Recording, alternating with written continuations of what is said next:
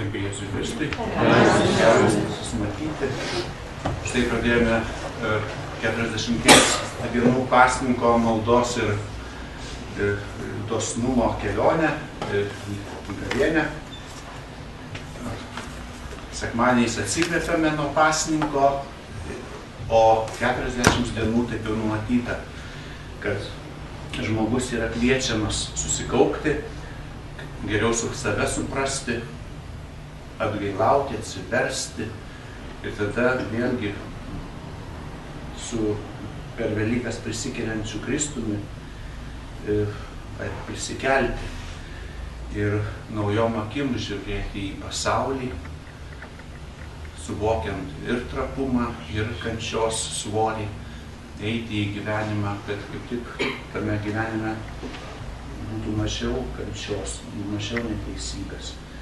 Miela matyti, mes vakare grįžome iš labai svarbios išvykos, kuri iš tiesų atgaivino ir dėkojame Dievui už tą dovaną būti gamtoje, kalnuose. Iš ties yra didelė privilegija ištrūkti iš kasdienybės ir kūnų ir dvasiai šventę.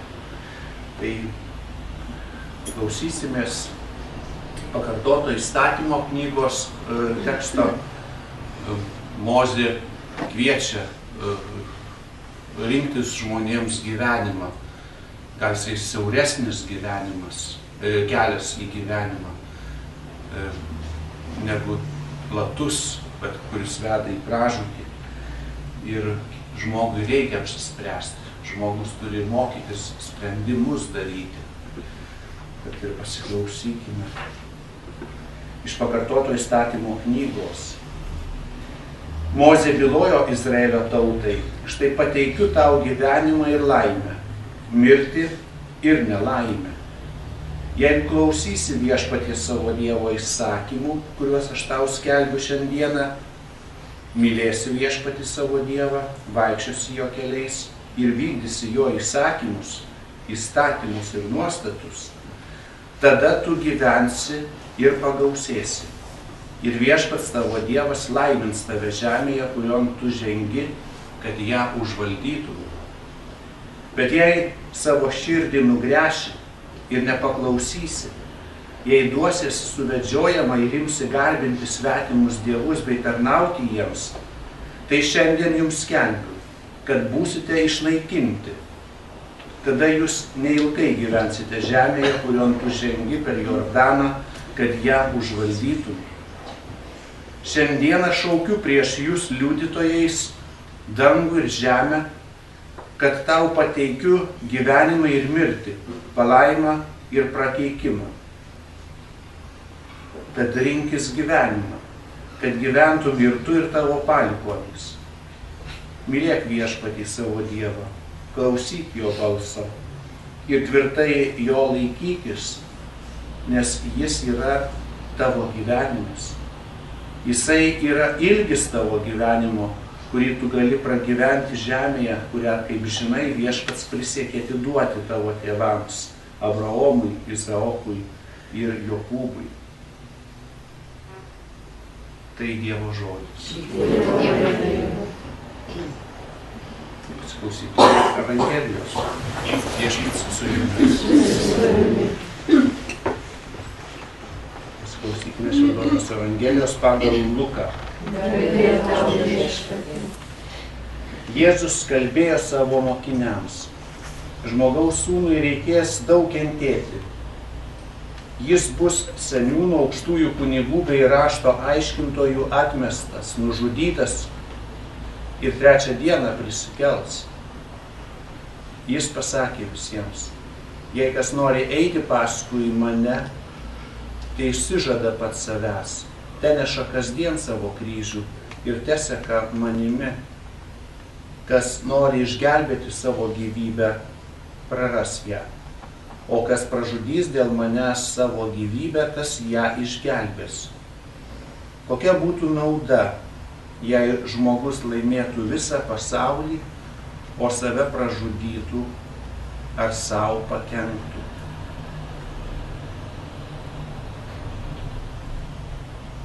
Girdėjote viešpaties žodį. Evangelijos žodžiai, panaikino mūsų klaidas. Taigi tas klausimas apie mūsų troškimus, norus, kad mes geriau save suprastume, atsakytumėm į klausimą, kas aš esu, ko trokštu. Ir štai Jėzaus atsakymas. Jeigu labai norėsi visko, gali susikomplikuoti. Kokia būtų nauda, jei laimėtum visą pasaulį, o save pražudytum, pakenktum. Štai tas gavėnios laikotarpis ir egzaminuoja mus. Ir tas laikas, kurį mes turėtumėm kaip dovaną priimti, kad geriau suprastumėm, kaip turime savo gyvenimą tvarkyti.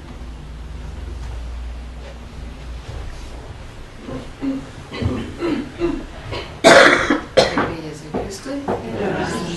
Smagu susitikti vėl.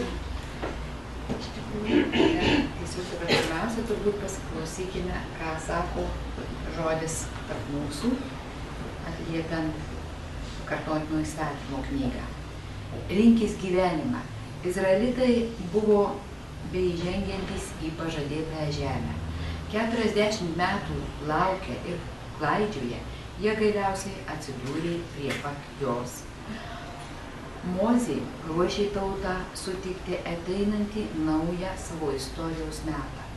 Laiką, kai Dievas įves juos į žemę, tekančią pienu ir medumi. Tad stovėdamas priešais Izraelitus, Mozė metė jiems iki tol negirdėtą itin svarbų iššūkį – rinktis gyvenimą arba mirtį. Ar jie renkasi gyvenimą, tai yra laikytis Jahvės įsakymų, ar jie renkasi mirtį, tai yra keliauti savo keliu ir elgiasi taip, kaip kaimyninės tautos. Šis iššūkis metamas ne šiaip savo. Mozė jau ne kartą priminė izraeliečiams tai, ką viešpats jų labui padarė. Jis priminė, kad Dievas juos išlaisvino iš Egiptų ir toliau nepaliaudamas globoja. Mozė kalbėjo apie kas ryt iš dangaus kritusią maną ir kas vakarą stovyklą apdengdavusias putpeles. Jis priminė, kad net drabužių jie nesudėvėjo, klajodami po dykumą. Bet štai dabar atėjo metas tautai pačiai apsispręsti, ar jie renkasi gyventi Dievo globoje. Mana paliovė kritusi, putpelės pasibaigė. Dievas stebuklingai nebeduoda maisto, kad jie galėtų laisvai pasirinkti gyvenimo kelią. Išlikimo, klusnumo kelią. Šiandien viešpats stovi ir priešais mus. Ir mus irgi kviečia rinktis savo gyvenimą. Jis prašo rinktis gyvenimą, o ne mirtį. Jis mus kviečia laikytis jo įsakymų ir vieniems su kitais dalytis jo meilę. Be to, jis žada, kad jei tai darysime, jis nuolat bus su mumis, mus stiprins ir pakylės savo artumu. Mūsų Dievas jau padarė tiek daug stebuklų mums. Jis prisikėlė iš mirties, atvėrė dangaus vartus, pripildė mus šventosios dvasios, suteikė mums visas dovanas ir palaiminimus, kurių reikia mūsų kasdienybėje. Dabar atėjo metas rinktis mums patiems. Ar rinksimės gyvenimą, ar rinksimės gyvenimą jo artume, ar rinksimės pažinti jo meilę, o gal rinksimės mirtį, gal rinksimės atskirtį ir vienišumą. Tėve, tu esi gyvenimo kūrėjas. Renkuosi jau šiandien priimti tave. Renkuosi tave ir klausyti ir sekti tavimi, tavo balsu. Dėkuoju, kad kvieti mane ir pripildai beribės savo meilės. Taigi ačiū, kad klausai. Iš tikrųjų, pirma gavėnios diena, toksai lyg ir kvietimas ir mum, kaip mes turime pradėti. Na, aišku, aš pirmiausiai suprantu, kad mes šiandien čia ir susirinkome. Taip pat, aišku, tik aš antrą kartą Jolantai sveikinimus galima sakyti, bet jau mes ją sveikinom, būtent tikrąją jos dieną, 11 vasario 10. Ir mes šiandien visa bendruomenė, žinau, kad laukia Jolantų, šiandien Jolanta pas mus kaip niekada graži. Ir tikrai mes šiandien melsimės ir už Jolantą, melsimės ir už Elvyrą, nežinau, ar Elvyra yra, nėra Elvyra. Melsimės už jas abi, tokios gražios jų švenčių progom, už jų šeimas, už jų vaikus. Prašysime viešpaties malonės, na, toks sutapimas, kad mes kaip tik grįžom, iš tikrųjų turėjom galimybę pasidžiaugti, kaip tėvas Gintaras sako, kalnais. Turėjom galimybę iš tikrųjų kiekvieną dieną turėti šventas mišias. Vakar buvo pelenų diena, turėjom galimybę tikrai būti pabarstum ir dar kartą priminta, kad dulkė buvo ir dulkė ir virsi. Turėjom galimybę tą išklausyti, turėjom galimybę pamastyti, kas norėjom. Na, tai pasakykit, kokia dar didesnį Dievo dovana mums gali būti teikiama. Ir sakom, ir aišku, Jolantai, josios gražios šventės proga, na, tokiuose gražiuose kalnuose sutikt, atšvęst, sutikt tokį gimtadienį ir būt kartu su bendruomenė, turbūt nieko nėra gražiau. Ir nieko nėra maloniau, ir mes dar kartą matom, kokias Dievas mums žemė dovanas. Koks jis mums maloningas ir geras. Taigi šiandien iš tikrųjų melsimės už Jolantą ir Elvyrą, už jų šeimas. Taip pat melsimės už tėvą Gintarą. Iš tikrųjų mes turim tikrą didelę Dievo dovaną, kad jis mus nuolat stiprina dvasioje, mūsų bendruomenė. Tikrai melsime, prašytime viešpaties jam stiprybės, Dievo malonį, jam, jo mamai, jo artimiesiems, visiems jėzuitams, tam, kad mus ir toliau mūsų bendruomenė, Švento Ignaco bendruomenė, stiprintų dvasioje. Iš tikrųjų, tai tada tu jautiesi laimingas, tada tu jautiesi ramus, tada tau gera yra, tai pati didžiausia laimė. Melsimės mes taip pat ir už mūsų vadovus, melsimės už mūsų prezidentę, melsimės mes už mūsų Seimo parlamentarus. Melsimės už mūsų ministrą, už visus mūsų vadovus.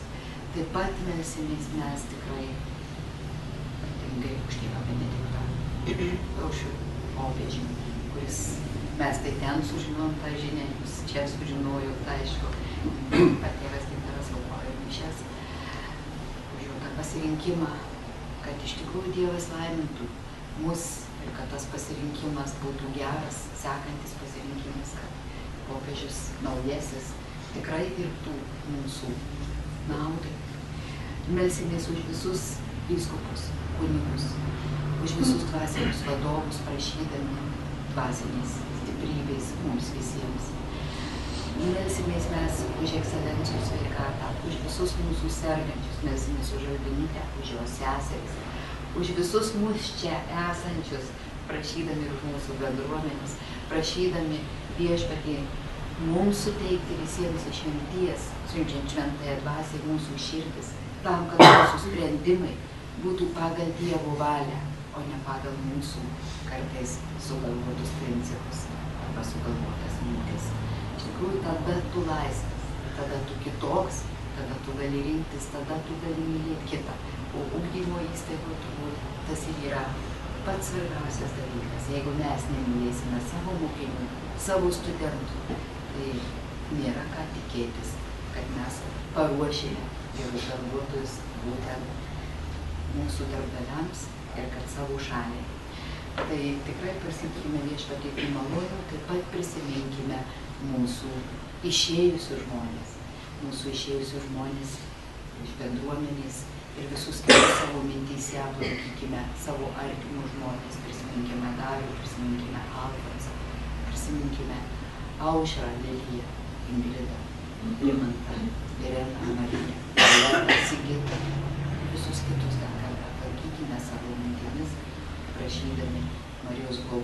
sieloms ir užtarimų mūsų reikaluose pas viešpatį. Noriu pasakyti, kad mes tikrai jautėmės labai gerai, manom, kad ir jūs meldėtės už mus, mes taip pat kiekvieną mišių metu visą laiką prisiminėm bendruomenės ir meldėmės už jūs, kad čia būtų viskas gerai.